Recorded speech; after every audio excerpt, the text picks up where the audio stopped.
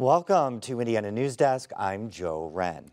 The midterm elections are only a few days away. Candidates and their supporters are out across the state to win over undecided voters. With the heated race that could determine the makeup of the Senate, eyes are fixed on the Hoosier state. We head to Decatur County, a Republican stronghold where 71% of residents show up to the polls. As Brock Turner reports, many still support the president's agenda.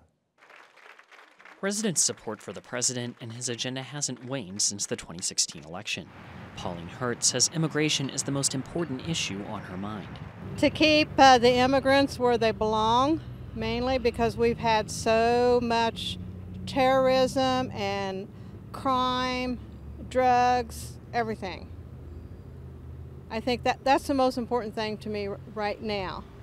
Decatur County Clerk Adina Roberts expects a lot of folks just like her to be out on Tuesday. There's I think a good percentage that does vote early, but I'd say most of them wait to go on election day because they're more traditional. They like to actually go to their polls and go actually on election day. I assume those totals are going to be pretty high this time. Decatur County is sparsely populated.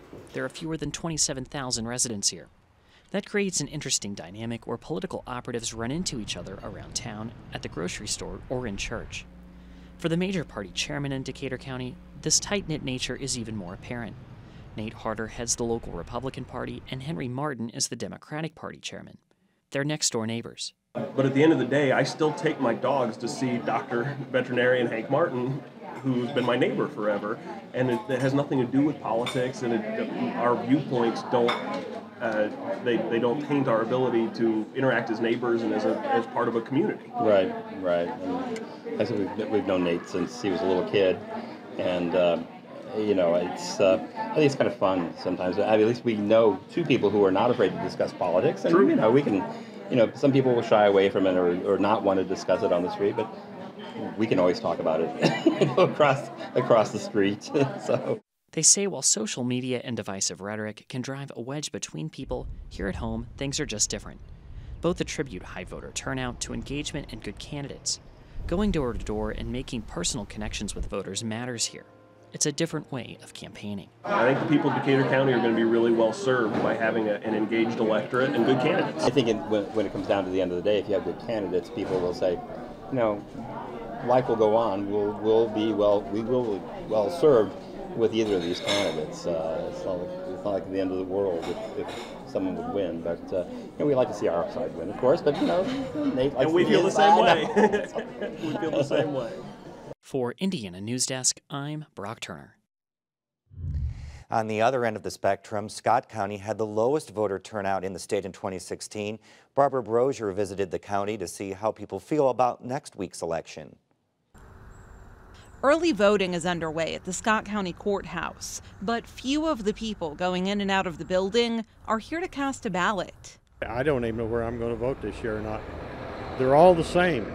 They're all the same. I personally wouldn't give any of them the time of day because I think they deceive the people in any which way they can just so they can get in office. Scott County leans Democrat, although it went for Trump and several other Republicans in 2016. It's a rural area, which is most well known for an HIV outbreak that plagued the small town of Austin a few years ago. But that public health crisis doesn't come up at all when you ask people what's influencing their votes. I don't see much help out of any politician for things a lot of things that can be done to help seniors. It don't happen.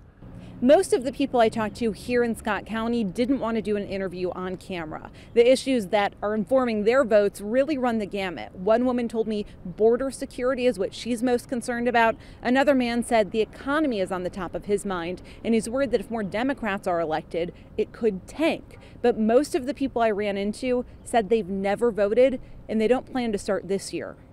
Denny Wilson chairs the Scott County Democratic Party. He says sparring between candidates in competitive races, like the one for U.S. Senate, turns a lot of potential voters off. We'd all like to see a better, a more friendly campaign run. But with all the money involved and all the Senate hanging in the balance with basically, 2 votes either way, it didn't stay a friendly battle very long. It got dirty quick. Wilson says most Scott County residents are more interested in local races, like those for commissioner and sheriff. But it's unclear if that's enough to draw them to the polls. Only 47% of registered voters turned out in 2016. If attitudes about this year's election are any indication, the numbers may not be any better. I'm 80 years old, and it's really got worse. It's never got better. It's always got worse. For Indiana News Desk, I'm Barbara Brozier.